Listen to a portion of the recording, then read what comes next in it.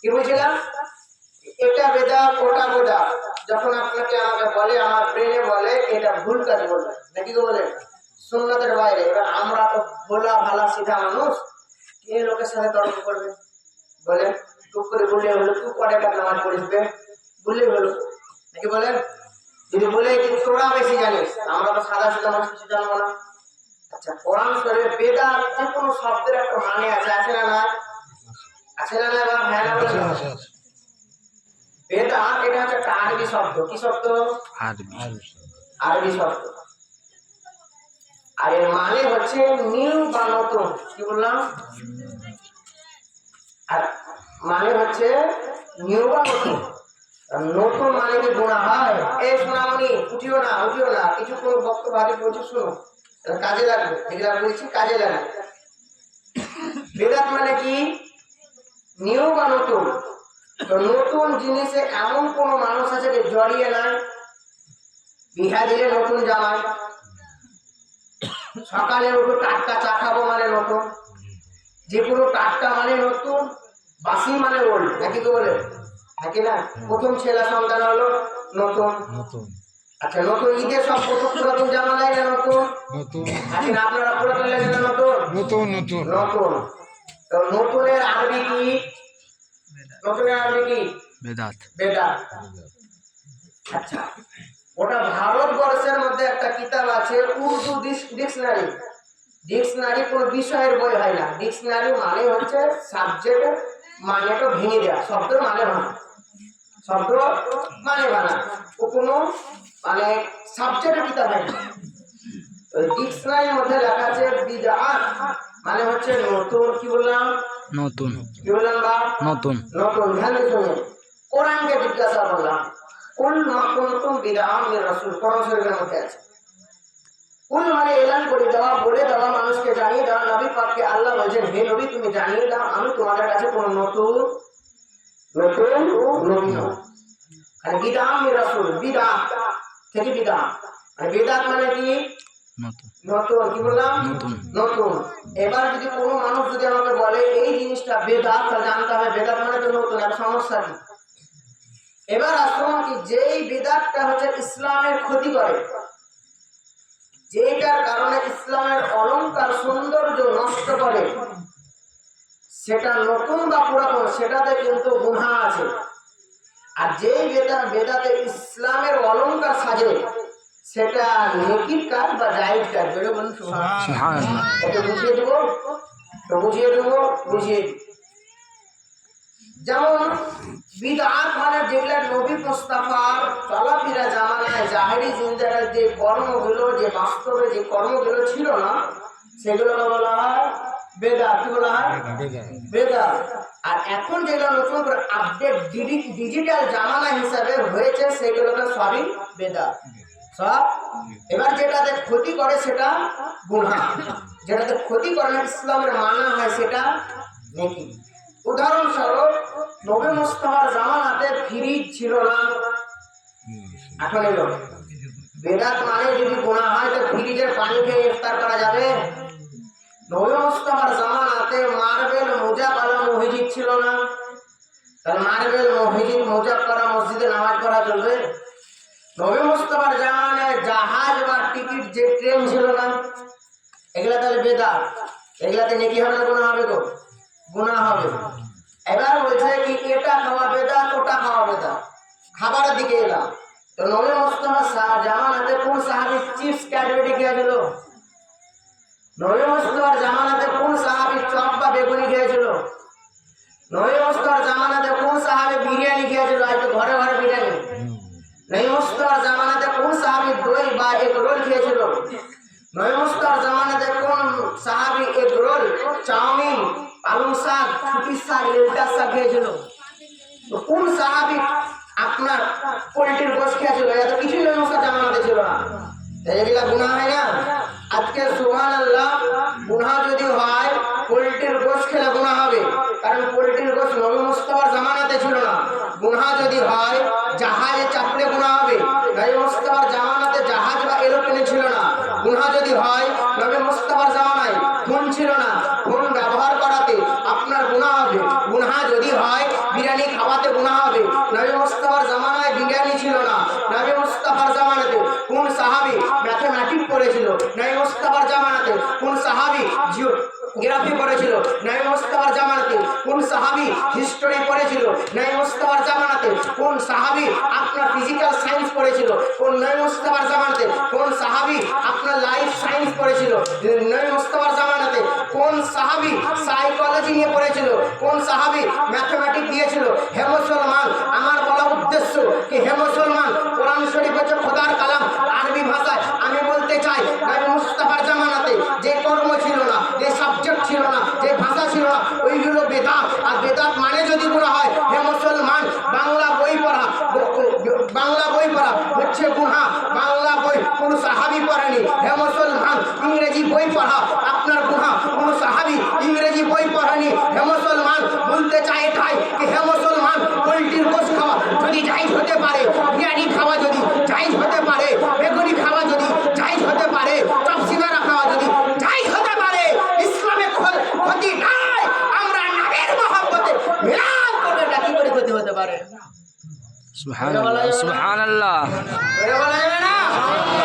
রাস্তাতে যদি লোক যায় তো এখানে ঝগড়া লেগেছে না কীর্তন আছে বলেন, কি বলবো? আপনার মাইন্ডে কি বলছে বলেন? বলবে এখানে ইসলামিক চর্চা হয়েছে। আচ্ছা, ইসলামিক চর্চা করা ভালো না খারাপ? ভালো। আচ্ছা, পার্টির সময় এসে যদি এখন দেখা গেল একটা পার্টির দল ভারী, তার মানে মানুষগুলো বুঝবে নাকি বলেন? তাতে ভোট দেবে না দো। এখন সমাজে ইসলামে এখানে বসে ইসলামিক আলোচনা যদি আপনার সভা বড় হয় তো মানুষগুলো ইসলামের জোর বেশি, হ্যাঁ কি না বলেন? এখানে নামাজের শিক্ষা হবে, রোজার শিক্ষা হবে। বলছে কি চাহারম করা চলবে না, চল্লিশা করা চলবে না। হে মুসলমান, চাহারম করা, চল্লিশা করা বলছে কোনো কোরআনের আয়াতে নাই, বলছে হাদিসে নাই। আমি তাদেরকে বলতে চাই, হে মুসলমান, আমি মাওলানা আব্দুল শুকুর, হে মুসলমান, কোনো মানুষ কোরআনের আয়াত দিয়ে একটা আয়াত দিয়ে প্রমাণ করতে পারবে না কি নামাজের মধ্যে আত্মহত্যা করতে হবে। প্রমাণ করে ভুলি গেলাম, আতে তো নাই কোরআনে, তাহলে আপনি এত পড়ছেন কেন? নামাজের মধ্যে কোরআনের মধ্যে কোন সাহাব কোন মোল্লার ক্ষমতা নাই কি জোহরের নামাজ 4 রাকাতেও বলার ক্ষমতা নাই। কোথায় পাবেন? হাদিসে। কোথায় পাবেন? হাদিসে। হাদিসের মধ্যে আপনার পোল্ট্রির গোশত কোন হাদিসের বই না, কিচেন গেলে কোন হাদিসের মধ্যে লেখা নাই যে আপনার পালং শাকে শুখা করে আলু দিয়ে খেতে হবে। হাদিসে যেটা আছে সেটাই যদি তোমাকে মানতে হয় তো বলো বুখারী শরীফের কোন পাতাতে আমি লেলতার শাক রান্না করবো, আমাকে দেখাও। বলো, বুঝতে ভুল হচ্ছে কি আপনাদের বাবা? কোনো হাদিসে নাই লেলতার শাক কিভাবে খেতে হয়, কোনো হাদিসে নাই বিরিয়ানি কিভাবে খেতে হয়, কোনো হাদিসে নাই চাউমিন এগ রোল কিভাবে খেতে হয়। এগুলা হাদিসের বাইরে। এগুলা যদি জায়েজ হতে পারে শরীরকে ঠান্ডা করার জন্য, তো আমরা ইসলামকে জিন্দা করার জন্য এগুলা করবো। এতদিন পর্যন্ত আমরা শুনে এসেছি কি মরলে মানুষের দোয়া করলে কবরে যায় না, যায় না? মৌলভী সাহেব বলছে একটা ফ্যান দান করো, তোমার মা কবরে আযাব থেকে মাফ পাবে। ফ্যানটা মহিদে দিলাম, মুসল্লিরা আরাম পেলে, তো মার কবরে কি করে গেল? মা তো ফ্যান লিবে না, লিবে। এখানে বলছে মৌলভী সাহেব 500 টাকা দান করো, মাদ্রাসা ছেলেকে তুমি মাদ্রাসা ছেলে প্যাট বললো, তো মার কবরে কি করে গেল? কবরে টাকা চলবে, হ্যাঁ কিনা বলেন বাবা? তাহলে কিভাবে দান যায় এটা শোনা দরকার না, দরকার নাই? আছে না নাই? যাতে অন্য মানুষকে আমরা উত্তর দিতে পারি। বেদাত মানে কি? এক বাক্যে বলেন তো। বেদাত মানে কি? নতুন। নতুন। এবার হচ্ছে যে বেদাতে ইসলামের ক্ষতি করে সেটা গুনাহ বা হারাম। যেমন ডিজে বাজানো, হিজড়া নাচানো, যেমন বিহাতে ফালতু খরচ করানো, যেমন আপনার সুবহানাল্লাহ আপনার যে লাইটিং করে মেলা বসানো, এগুলা মানুষের গুনাহ করা। হে মুসলমান, গান বাজা গুনার কাজ, নেট ব্যবহার করে গুনাহ করা, এটা বেদাত। যে বেদাতে ইসলামের ক্ষতি হয় সেটা কালো খারাপ, আজও খারাপ, নাকি বাপ? মাইকে ব্যবহার করে জলসা করছো, কোন সাহাবী মাইকে জলসা করেছিল? ওরা জলসা করে না? করে না গো? করে না? করে না? হ্যাঁ কিনা করে না? আমি তো নাম ধরেছি। হ্যাঁ, করে না? করে না? তো মাইকে কোন সাহাবী করেছিল? তোমার জলসা জায়েজ আছে, তোমার মাইক জায়েজ আছে, তোমার খাওয়া নাও জায়েজ আছে, ওটাই আমি মায়ের জন্য করবো। তো হারাম কি করে হলো? আসুন, বুখারী শরীফ 16 নম্বর পেজের মধ্যে লেখা আছে, হ্যাঁ, আলী ইবনে মাসউদ রাদিয়াল্লাহু তাআলা ক্বালা কানাত রাসূলুল্লাহ সাল্লাল্লাহু আলাইহি ওয়াসাল্লাম ক্বালা কানা নবী সাল্লাল্লাহু আলাইহি ওয়াসাল্লাম ইয়াতাখাওয়ালানা বিল মাউজিয়াতি আইয়াম কারাহাতে সাথে আলাইনা। জোরে বলুন সুবহানাল্লাহ। নবী পাকের বাড়িতে প্রতিদিন মিলাদ হতো এবং বৃহস্পতিবারের দিন নবী পাক আগে ডেট করতেন। জোরে বলুন সুবহানাল্লাহ। পাড়া বলবে কি বাবা আমরা মিলাদ মাহফিল সবই করি, কিন্তু ডেট করা চলবে না, বলে না, বলে না, হ্যাঁ কি না বলে না? মিথ্যা কথা বলছি বাপ? ডেট করেছিলাম, আচ্ছা হারাম 40 ডেট করেছিলাম, আচ্ছা ডেট করা কি হারাম? আচ্ছা কোরআন শরীফের মধ্যে একটা সালাত একটা শব্দ লেখা আছে প্রত্যেকটা মসজিদে নিশ্চয় নির্ধারিত সময়ে মানুষের জন্য নামাজ ফরজ, হ্যাঁ কি না? আচ্ছা না, তো সময়ের একটা ডেট হলো না? আচ্ছা রমজান মাস যখন তখন আসে না, বছরে একবার, আর ডেট আছে না নাই? আছে না নাই? আচ্ছা রমজান মাস চলে গেল, অন্য মাসে যদি রমজান মাসে রোজা রাখে তো হবে, কাজা হবে, ওই আগা হবে। জুম্মার নামাজ চলে গেল, যদি আপনার জুম্মার নামাজ শনিবার পরে হবে, জোহরের নামাজ আসরে হবে, আসরের নামাজ মাগরিবে হবে, বলে হবে না, কাজা হবে, আগা হবে না। কিন্তু ডেটটা করলো কে? আল্লাহ। আচ্ছা মারা ডেট আছে না নাই? যে কোনো যখন তো মানুষ হবে না, একটা ডেট আছে, ওই ডেটে ওই সময়তে মানুষ মরবে, আগে হবে না পরে হবে না। হাসরের ময়দানে ডেট আছে না নাই? পুলিশের হাতে যাওয়ার ডেট আছে না নাই? জান্নাত জাহান্নামে যাওয়ার ডেট আছে না নাই? নাম থোয়ার ডেট আছে, তখন দাম ছিছো। স্কুলে ছুটির ডেট আছে, তখন ডেট করছো। বিটির বিহা দিবা, তাও ডেট করছো। আপনার হঠাৎ করে বিটির বিহা হয়, ডেট করি একটা অমুক দিনে বিটির বিহা দিব, অমুক দিনে একটা আলোচনা করবো, অমুক দিনে পুকুরে মাছ দেবো, সব কিছু আলোচনা সপক্ষে উভয় পক্ষে একটা ডেট হয়। বিটির বিহার ডেট জায়েজ হলো, জানাজার ডেট জায়েজ হলো, জুমার নামাজের ডেট জায়েজ হলো, কোরবানির ডেট জায়েজ হলো, ঘুরতে যাওয়ার ডেট জায়েজ হলো, ভারত স্বাধীনের ডেট জায়েজ হলো, সব কিছু ডেট জায়েজ হলো। আমি একটা নবীর নামে মিলাদ করব ডেট করে, এটা কি করে হারাম হলো? বলেন বলেন, আমি কি ভুল বলছি বাপ? আচ্ছা ডেট করা বুখারী শরীফ 16 নম্বর পেজের মধ্যে লেখা আছে, নাইবাক নিজে কোনো কিছু আলোচনা করলে তারা নাইবাক ডেট করতে। জোরে বলুন আসুন, এবার যে দান খায়রাতটা করি সে কবরে কিভাবে যায়? হ্যাঁ কবরে কিভাবে যায় একবার বলুন তো, হাত তুলে ইয়া রাসূলুল্লাহ। ওই ছেলেটাও হাত তুলে নিয়ে গেলে কিভাবে বাপ শোনামনি? নবীর মাহফিল যদি বাইচান্স মরি যে তো হাতে তুলবে, যে নবীর মাহফিলে হাত তুলেছে। জোরে বলুন সুবহানাল্লাহ। চুরি করতে লেগে যদি হাতে পালেন যে বেঁচে যে আর যদি বিড়ি লাইট তো থেকে যায়, তো ওই লাইট করে সাক্ষী দিবে না দিবে না? আগে না বলে আমার একটা যদি জুতা থেকে যায় তো সাক্ষী দিবে না দিবে না? ওই জুতাটাই বলে একটা কাজ জুতা রে মৌলবি সাহেব মেলাপ করতে এসেছি, উই ছিল কেন বলবো না, বলবো না? জুতাটা ধরা বলো, দেশে ধরা বলো, কাউকে আমাদের মাঠের দিনে সমস্ত গুনাহ যখন আমার হয়ে যাবে, আল্লাহু আকবার, আমার হাত করবে কি আল্লাহ নবীর মাহফিলে ছিল। জোরে বলো সুবহানাল্লাহ। লাব্বাইক বলে, লাভ হাত করে বলে লাব্বাইক লাব্বাইক লাব্বাইক লাব্বাইক ইয়া রাসূলুল্লাহ, লাব্বাইক লাব্বাইক ইয়া রাসূলুল্লাহ। তার মানে হচ্ছে উপস্থিত উপস্থিত ইয়া রাসূলুল্লাহ। জোরে বলো সুবহানাল্লাহ। হাদিস পড়ি নাকি? হ্যাঁ, এই হাদিসটা আপনার সুবহানাল্লাহ বিখ্যাত রাইটার যিনি তাফসিরে জালালাইন লিখেছেন, সেই রাইটার আল্লামা জালালউদ্দিন সুয়ুতী রাহমাতুল্লাহ আলাইহি নিজের কিতাবের মধ্যে সংকলন করতেছেন কি হ্যাঁ হ্যাঁ শুনো কিভাবে দান খায়রাত কবরে যায়। জোরে বলুন সুবহানাল্লাহ। হযরত আনাস রাদিয়াল্লাহু তাআলা বলেন, উনি বলেন ইয়াকুলু মা মিন আহলি মাইয়াতিন ইয়াকুলু মা মিন মাইয়াতিন أتى ميت يتصدقون عنه بعد موته إلا أحدها جبريل على طبق من نور ثم يقف على سافر القبر الله سافر القبر فيقول يا صاحب القبر أنك هذه هدية أهدى إليك أهلك فأقبلها إليه فتدخل عليه ففارح بها فيستبشر ويحزن زرانه الذي لا يهدى إليه شيء. سبحان الله. حديث শুনলেন যেটা আনাস থেকে বলতে, আর 5 মিনিট বলবো কি বাবা? আর 5 মিনিট এই আবার যদি কোনোদিন আসি ইনশাআল্লাহ রাখবেন।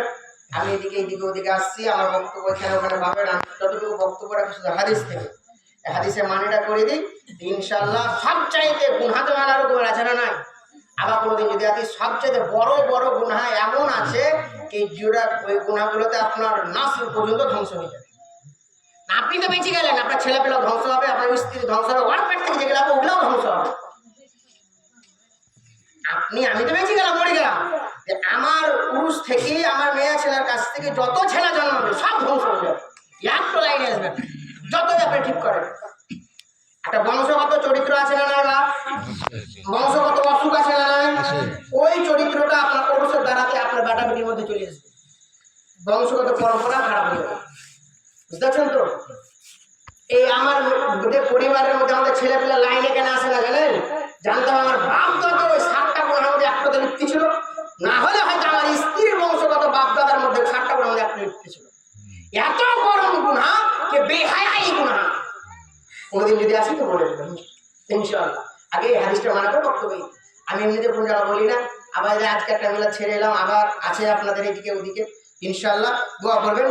হাদিসের মানে হচ্ছে কি, যখন আমরা কোনো দান খায়রাত করি, এত সাদ্দাকনা বাদা মাউতিহি, মানুষ যখন মরে যায় আর আহের বংশধর রিশতেদার আত্মীয় স্বজন যার জন্য সাদকা খায় দান করে, তখন জিবরিল আলা তাবাকিন নূর, জিবরিল আমিন নূরের প্লেটে, তাবাক মানে হচ্ছে টেরে, প্লেট, খামচা, তস্তরি ইত্যাদি।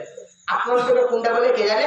হ্যাঁ, কোন দিকে লুচা, কোন দিকে খামচা, কোন দিকে কামড়া, কোন দিকে ইত্যাদি সব রকম আছে, বুঝতে পারলেন? হ্যাঁ, এক এক জায়গায় এক এক রকম। ওই টেরেতে কিসের বলেন তো? নূরের। নূর মানে কি? আলো। বলে আলোর প্লেটে যে নিয়ে যায়, দানটা শুধু কবুল হওয়ার পরে আপনি হালাল কিছু দিলেন, খায়ের করলেন, ওটা কবুল হলো, আল্লাহর তরফ থেকে কবুল হয়ে যায়, ওটা ভায়ার মাধ্যমে ওইটা সাদকাটা চলে আসে। ওটা স্বয়ং ফারিস্তাদের লিডার কে বলে? জিবরিল আমিন আছে। কে?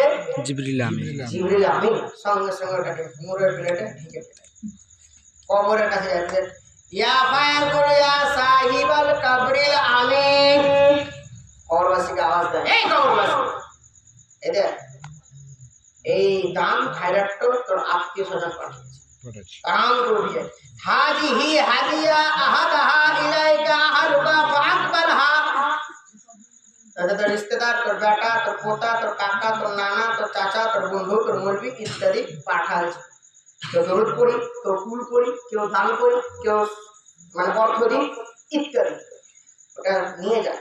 হ্যাঁ, তাদখুলু আলাইহি, কারণ ওই কবরবাসী অত্যন্ত খুশি হয়। আর হসপিটালে আপনার বিটি ছেলে মিটিং লেগে বেটা লেগে তো কিছু নিয়ে যান, তো খুশি হবে না? হবে না? আর যেগুলো থেকে যায় না তারা দুঃখিত হবে না? হবে না? হবে না? তো কবরটা একটা দুনিয়া, আপনার মায়ের জন্য বাবার জন্য যখন কবরে যায়, ফাতাদখুলু আলাইহি ফাফারিয়া বিহা, ফাফারিয়া মানে অত্যন্ত খুশি, হাসে, মানে খুব শান্তি অনুভব করে, ওটা নিয়ে আযাবটা হালকা হয়ে যায়।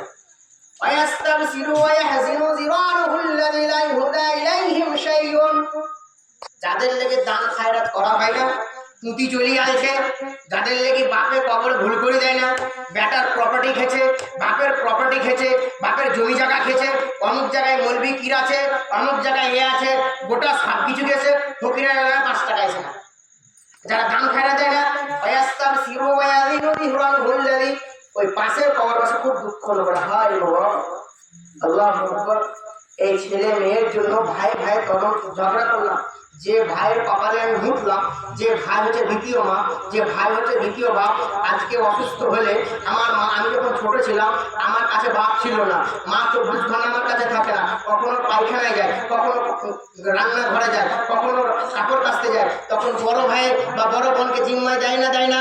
আদা বেটা ছেলেটাকে দেখিস ছাগলটাকে দেখে এসেছি, এটা বেটা ছেলেটাকে দেখিস চুলায় ভাত করা ভরে দেয়, এটা বেটা ছেলেটাকে দেখিস তোর বাপকে ভাতটা ভরে দেয়, এটা বেটা ছাগল ছেলেটাকে দেখিস আমি অমুক জায়গাতে ঘুরে এসেছি। দ্বিতীয় বাপ মা কে? বড় ভাই বা বড় বোন, বাড়ি বলে আপনি পায়খানা করেছেন, বাড়ি বলে আপনি পেশাব করেছেন, বাড়ি ঘাড়ে আপনি চেপেছেন, ওই বড় ভাইকে ছোট অবস্থায় যদি কেউ বলেছে তোর ভাইকে বিচি কাঁচা নাচুর খাবো গা, ওই ছেলে কিছু বুঝে না, গড় করে হাউমাউ করে গড়াগড়ি দিয়ে কান্না করে না? করে না? হ্যাঁ কিনা বলেন? কিছু বুঝে না, সন্তান কাকে বলে বুঝে না, বিটি কাকে বলে বুঝে না, ভালোবাসা প্রেমিক কাকে বলে বুঝে না, স্ত্রী কাকে বলে বুঝে না, এটাই বুঝে আমার ভাই, আমার জান, আমার বোন, আমার জান। বলে ওই ভাই যখন বড় হয়ে যায়, আল্লাহু আকবার, মেয়ের জন্য, পরিবারের সন্তানের জন্য, বাড়ির জন্য, সামান্য পানি পট্টনের জন্য, সামান্য একটু এলকাটার জন্য, সামান্য একটু মাটির জন্য, বড় ভাইয়ের উপরে কথায় বলতে বলতে বড় ভাইয়ের উপরে হাত তুলে যায় বা ছোট ভাইয়ের উপরে হাত তুলে যায়। হে মুসলমান, হাত তুলি জায়গাকে দখল করে দেওয়া হলো। হাত তুলে আপনার সুবহানাল্লাহ বড় ভাইয়ের গায়ে হাত তোলা হলো। আল্লাহু আকবার। ওই ব্যক্তি কবরে মরে যখন পড়ে পড়ে পচে কাঁদে, আল্লাহর কাছে দুঃখ করে, এরা পেন খায় না। যে সন্তানের জন্য আমি মায়ের গায়ে হাত তুলেছি, যে সন্তানের জন্য বাপকে বনবাসে দিয়েছি, যে সন্তানের জন্য বিবিকে নিয়ে ভিন্ন খেয়েছি, যে সন্তানের জন্য ভাইয়ের গায়ে হাত তুলেছি, যে সন্তানের জন্য আমি নিজের পরিবারকে দেখলাম না, যে সন্তানের জন্য শুধু টাকা খাটালাম, যে সন্তানের জন্য আমি হারাম খাবার খেলাম, যে সন্তানের জন্য হারাম ব্যবস্থা করলাম, যে সন্তানের জন্য নামাজ পড়লাম না, যে সন্তানের জন্য রোজা রাখলাম না, রমজান মাসে সবাই রোজা রাখে আমি পরে খেতে বেড়ালাম, যে সন্তানের জন্য বাড়ি করে এলাম, যে সন্তানের জন্য অ্যাকাউন্টে ব্যালেন্স করে এলাম, যে সন্তানের জন্য মাঠে জমি জায়গা করে এলাম, সেই সন্তান উলাঙ্গারের মতো দুনিয়ার মধ্যে চলাফেরা করছে। হায় আফসোস, আজকে আমি কবরে আযাবে পড়ছি, একবারও সে দান খায় না। বলেন, সে গমগীন অবস্থায় থাকে। আর যার কবরে দান খায়রাত করে সে আরামে থাকে।